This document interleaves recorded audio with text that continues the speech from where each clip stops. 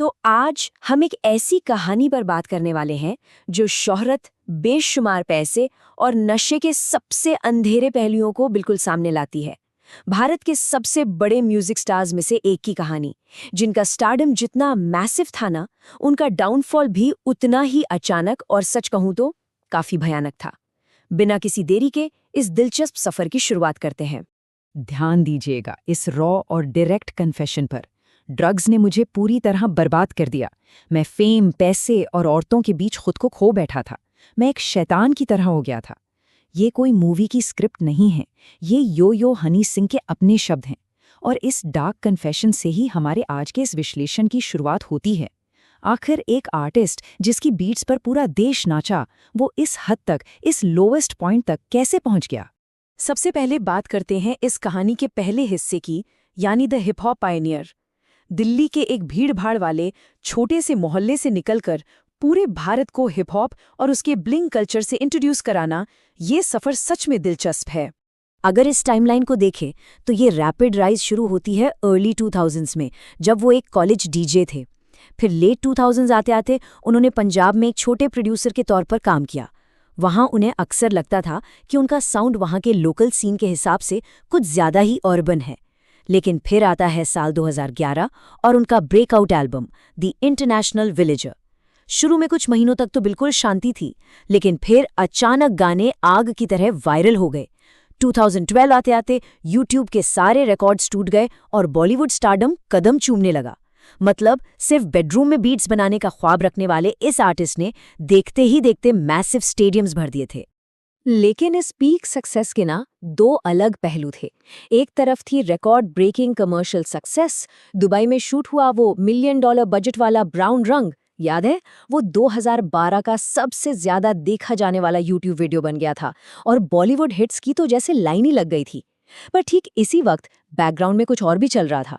लगातार गंभीर आरोप लग रहे थे। उनके लिरिक्स पर मिसोजिनी यानी महिलाओं के खिलाफ भेदभाव और हिंसा को बढ़ावा देने के चार्जेस लगे।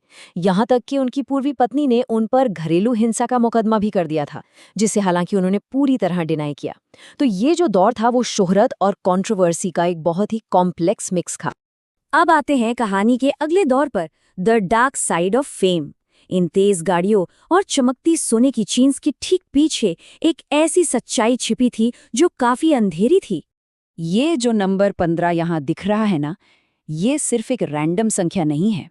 ये एक्चुअली दिखाता है कि उनका एडिक्शन किस एक्सट्रीम स्केल पर पहुंच चुका था। उन्होंने खुद स्वीकार किया है कि वो दिन में 12 से 15 जॉइंट्स पीते थे और उसके साथ ही भारी मात्रा में शराब भी चल रही थी।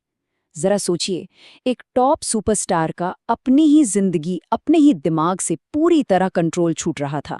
और सिचुएशन कितनी ज्यादा आउट ऑफ कंट्रोल हो चुकी थी, वो इस नंबर 8 से समझ आता है। एक बार नशे के बेहद गहरे हेज में उन्होंने अपने एक दोस्त के पेट पर 8 बार काट लिया था। 8 बार। ये इंसिडेंट पूरी तरह से कंट्रोल खोने और एक बहुत ही गहरे अंधेरे में डूबने का सबूत था, जहां रियलिटी और नशे के बीच की लाइन बिल्कुल गायब हो चुकी थी। और इसके बाद शुरू होता है कहानी का तीसरा चैप्टर, अ 7-year साइलेंस। एक ऐसा अचानक गायब होना जिसने पूरी म्यूजिक इंडस्ट्री को हिलाकर रख दिया। पब्लिक आई से उनके गायब होने की ये टाइमलाइन यहाँ देखिए। ये शुरू होती है 2017 में, जब एक टूर के बीच ही उनका सिवियर ब्रेकडाउन हो जाता है। स्टेप 1, वो तुरंत म्यूजिक और हर तरह के नशे को छोड़ने का बड़ा फैसला करते हैं। इसके बाद पब्लिक लाइफ से पूरी तरह कट ऑफ होकर वो वापस दिल्ली लौट आते हैं, जहां ग्लोबल डॉक्टर्स और थेरेपिस्ट की एक बड़ी टीम के साथ उनकी एक लंबी और बेहद मुश्किल रिकवरी शुरू होती है। उन्होंने अपने परिवार को साफ कह दिया था कि वो मानसिक रूप से बिल्कुल ठीक नहीं है और जब तक पूरी तरह ठीक नहीं होते वो स्टेज पर दोबारा कदम नहीं रख सकते। अब ध्यान देने वाली बात यह है कि जब वो अपने इन इनर डीमंस से लड़ रहे थे ना, तब बाहर इंडियन हिप हॉप सीन रुका नहीं था। वो तेजी से आगे बढ़ रहा था और एक बहुत ही थ्राइविंग डायनामिक स्पेस बन चुका था। नए फ्रेश आर्टिस्ट सामने आ रहे थे और दिलचस्प बात यह है कि जो आर्टिस्ट्स कभी उनके साउंड से इंस्पायर हुए थे, वही अब इस जॉनरा की लीडिंग आवाजें बन चुके थे। बेसिकली म्यूजिक इंडस्ट्री 2012 के उस फाउंडेशनल साउंड से अब बहुत आगे निकल चुकी थी।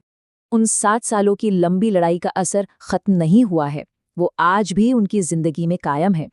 उनका ये स्टेटमेंट देखिए, मैं नरक देखकर वापस आया हूँ। आज भी मैं सुबह दवाइयों की वजह से धुंधला महसूस करता हूँ। ये शब्द हमें एक कड़ी ग्राउंड रियलिटी से जोड़ते हैं। सोब्राइटी यानी नशे से दूर रहना कोई वन टाइम फिक्स नहीं है। ये एक ऐसी लड़ाई है जो हर दिन लड़ी जाती है। ये कोट सच में उनकी आज की सच्चाई को बेहद ईमानदारी से दर्शाता है।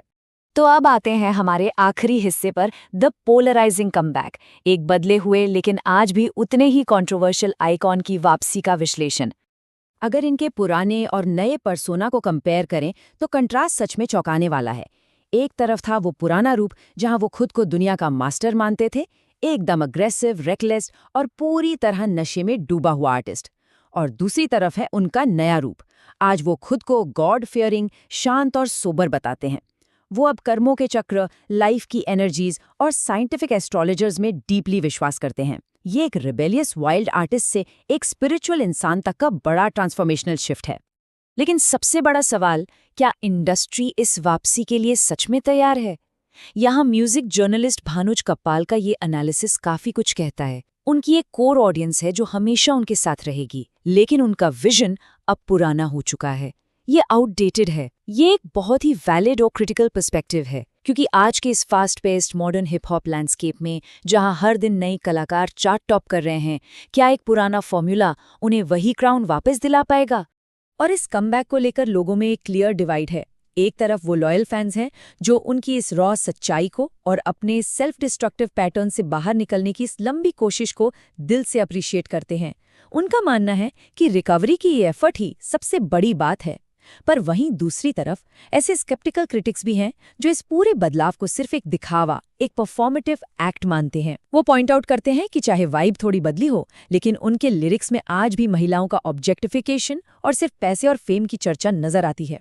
हम यहाँ ऑब्वियसली किसी का पक्ष नहीं ले रहे हैं, बस ये हाईलाइट कर रहे हैं कि इनकी इस वापसी पर राय सच में कितनी बटी हुई है। लेकिन इन सारी आलोचनाओं, इन मिक्स्ड रिएक्शंस का उनके आत्मविश्वास पर कोई असर पड़ता नहीं दिखता। उनका ये स्टेटमेंट सुनिए, मैं 7 साल तक दूर था, लेकिन अगले 7 सालों में मैं सबको वापस पागल कर दूंगा। ये सीधे तौर पर जाहिर करता है कि आगे बढ़ने की और उन चार्ट्स को दोबारा डोमिनेट करने की भूख उनके अंदर आज भी बिल्कुल बरकरार है।